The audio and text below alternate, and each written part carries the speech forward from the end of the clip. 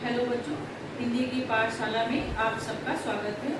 तो अभी हम पढ़ेंगे सीएमएस के कक्षा 4 की किताब, हिंदी की किताब किंजल, और उसका चौथा पाठ है अनोखी चिड़िया, उसके बारे में। उसका पहला पाठ मैं पढ़ा चुकी हूँ।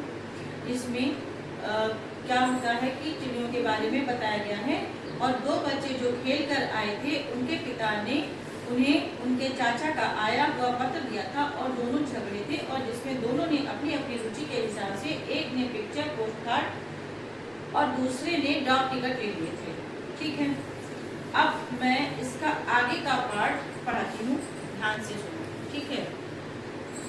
प्रतीक ने लिफाफे से डाक टिकट उतारा, उस पर कीवी की तस्वीर देखते हुए प्रतीक से पूछा, पापा ये किस चिड़िया, ये कौन सी चिड़िया है? राजन चाचा की अधिकतर चिट्ठियों पर इस चिड़िया का ही चित्र क्यों बना होता है? पापा ने उत्तर दिया, तुम्हारे राजन चाचा न्यूजीलैंड में रहते हैं, यह वहाँ का राष्ट्रीय पक्षी है। तो अब मेरी बात ध्यान से सुनना बच्चों, और बहुत कायदे से सुनना। ठीक है।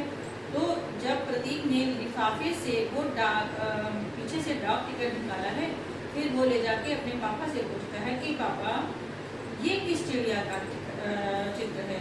और ये जब भी राजन चाचा चित्र भेजते हैं तो उनके द्वारा भेजे गए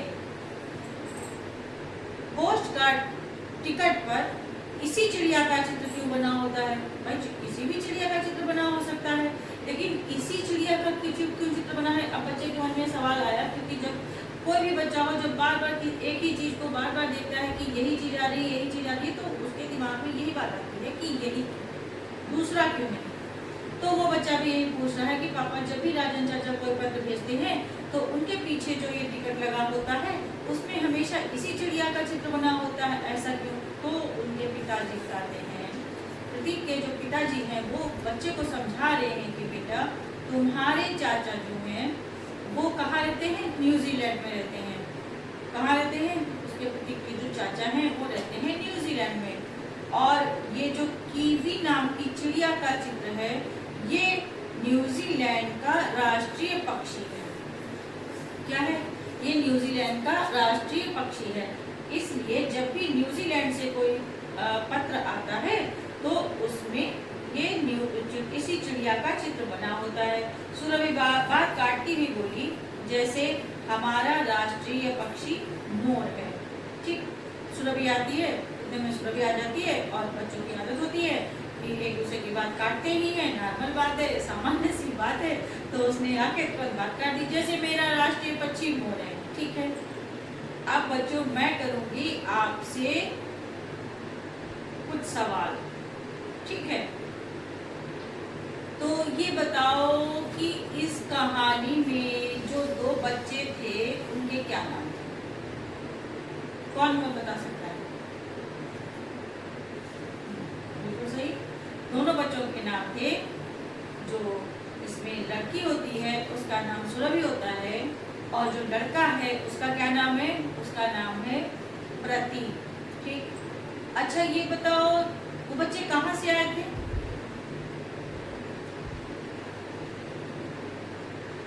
हाँ, सुबह का समय था और बच्चे खेल खेल कर वापस आए थे।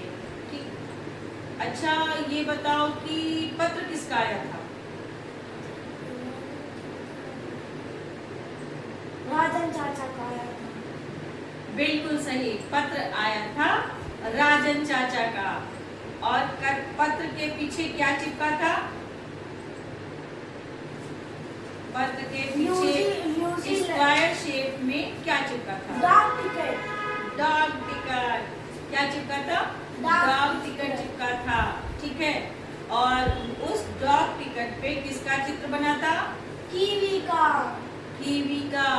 तो जब अब प्रतीक ने अपने पापा से पूछा है कि पापा इस डाक टिकट पे हमेशा इसी चिड़िया का चित्र क्यों बना होता है, तो पापा ने क्या जवाब दिया था? क्योंकि ये न्यूजीलैंड का राष्ट्रीय पक्षी है। Very good, excellent. और इस बात पर सुरभि ने क्या बोला?